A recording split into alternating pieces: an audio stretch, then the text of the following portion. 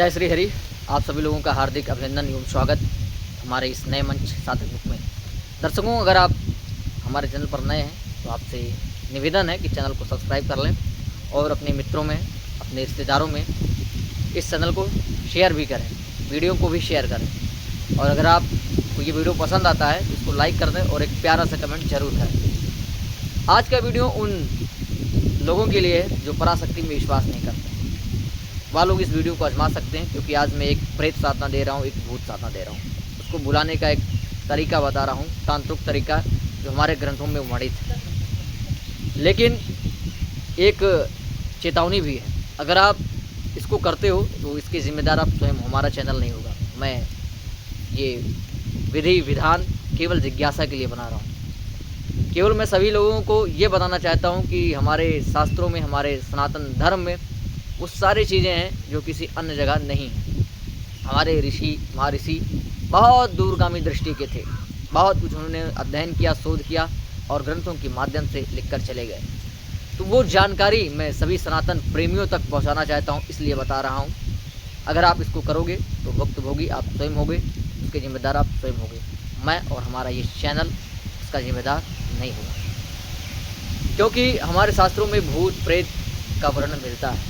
गीता में स्वयं भगवान श्री कृष्ण कहते हैं कि जो जिसको पूजता है वो उसी को प्राप्त होता है। अगर आप देवता को पूजते हैं तो आपको देवलोक मिलेगा, प्रेत को पूजते हैं तो प्रेत योनि में जाएंगे, और भगवान को पूजते हैं तो आपको मोक्ष की प्राप्ति होगी, साकेत धाम की प्राप्ति होगी, नारायण लोक की प्राप्ति होगी। इसलिए जीवन की जो यात्रा है वो मोक्ष की यात्रा है, क्योंकि कभी कभार ये मानव शरीर मिलता है। कबहु की नर करुणा कर देहि और देत ईस बिन हेत सनी।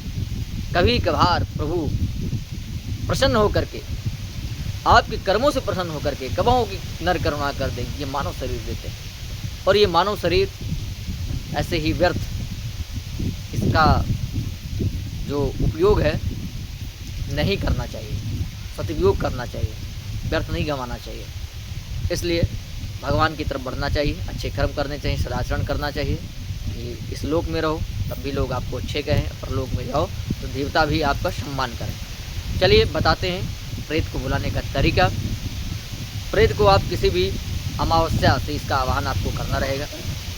अमावस्या की तिथि आप देख लो, शमशान में इस प्रेत का आवाहन हो, और ऐसा शमशान आप अंदाजें जहाँ पर बबूल का वृक्ष हो।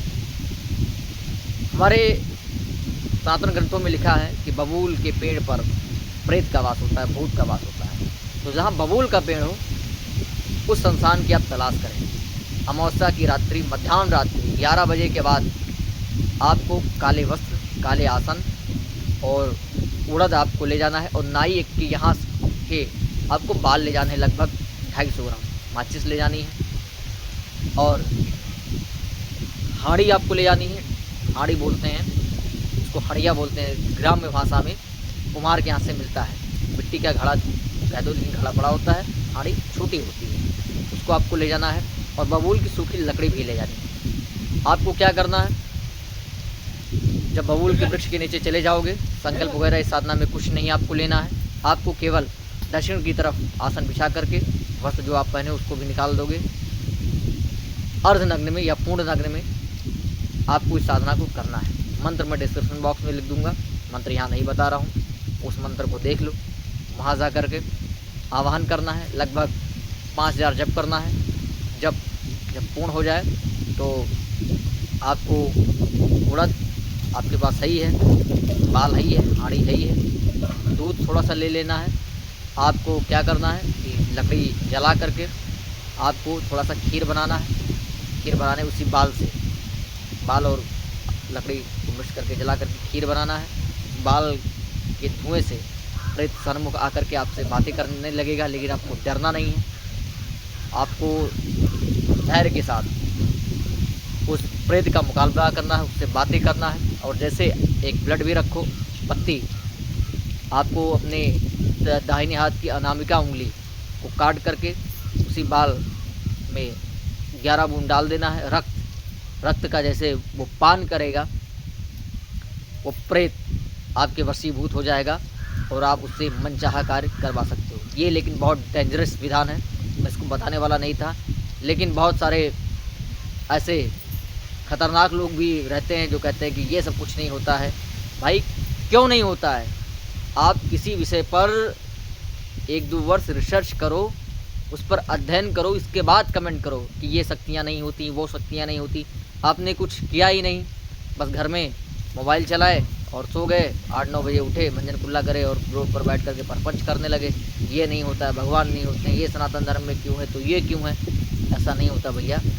आप ऋषि बनो, वैज्ञानिक बनो, किसी विषय वस्तु पर आप रिसर्च करो, काफ़ी लंबे समय तक रिसर्च करो, और जब उस विषय में आपको कुछ ज्ञान ना मिले तब आप मान सकते हो कि भैया मैंने इतने वर्षों तक रिसर्च किया और हमें कुछ नहीं मिला। और रिसर्च स्वयं से नहीं होता है, उस विषय के विशेषज्ञ से मिलो। मान लीजिए आपको पराशक्ति या भूत प्रेत पर रिसर्च करना है, तो आप ऐसे ही 11 बजे टास्क लेकर के शमशान में ढूंढने लगे कि प्रेत कहाँ है, तो ऐसे प्रेत थोड़ी नहीं मिलता है। प्रेत के आवाहन की एक प्रक्रिया है, जटिल प्रक्रिया। उस आवाहन की प्रक्रिया के बारे में शास्त्रों में लिखा है, उसके बहुत सारे विशेषज्ञ आज भी हमारे भारत भूमि में हैं। उनसे मिलो, उनसे पूछो कि मुझे प्रेत के दर्शन करने हैं, प्रेत को मैं जानना चाहता हूँ, तो फिर वो आपको वो शॉर्ट टर्म कंडीशन दे देंगे जिस पर आप चल करके, जिसका आह्वान करके, जिस पर आप रिसर्च करके उस प्रेत का अनुभव कर सकते हो, प्रेत का दर्शन कर सकते हो। ऐसे ही प्रेत के अस्तित्व को आपको नहीं नकारना चाहिए। जैसे मैं कभी इंग्लैंड नहीं गया और ना ही देखा, तो मैं ये मानने लगूँ इंग्लैंड नाम की कोई जगह है ही नहीं, वो कहाँ होती है, तो मनमुखी है, ऐसा नहीं है। इंग्लैंड जाने के लिए जो जानकार हैं उनसे हमें पूछना पड़ेगा कि इंग्लैंड भैया कैसे जाना पड़ेगा, तब वो बताएगा भैया पासपोर्ट बनवाना पड़ता है, वहाँ से वीज़ा लेना पड़ता है, इतने रुपए का खर्चा लगता है, इतना समय लगता है। और 2 तरीके से आप वहाँ जा सकते हो, एक आप घूमने के लिए जा सकते हो, घूमने वाला वीज़ा अलग होता है, वहाँ काम करने वाला वीज़ा अलग होता है, वहाँ नागरिकता आपको नहीं मिलेगी। ऐसे ही अध्यात्म है, अध्यात्म तो इससे कई गुना आगे, क्या है, कई गुना आगे है। मैं आपको क्या बताऊं भाई, आप जब भगवान पर, अध्यात्म पर, किसी मंत्र पर लंबे समय तक अध्ययन करो, मंत्र के जानकार व्यक्ति से मिल करके रिसर्च करो, तब आपको पता लगेगा। इंग्लैंड के लोग, अंग्रेज भी मानते थे भूत प्रेत को, बहुत सारे ग्रंथों के उनके भी हमने पुस्तकों का अध्ययन किया है, उन्होंने भूत प्रेत का जिक्र किया है। उन्होंने बताया है कि भारत के हिमालय में बहुत बड़े बड़े योगी महात्मा रहते हैं जिनका संबंध सीधे परमात्मा से, उस पराशक्ति से। तो ऐसा नहीं है। अगर आपको ये जानकारी अच्छी लगी हो तो चैनल को सब्सक्राइब कर लीजिएगा। धन्यवाद।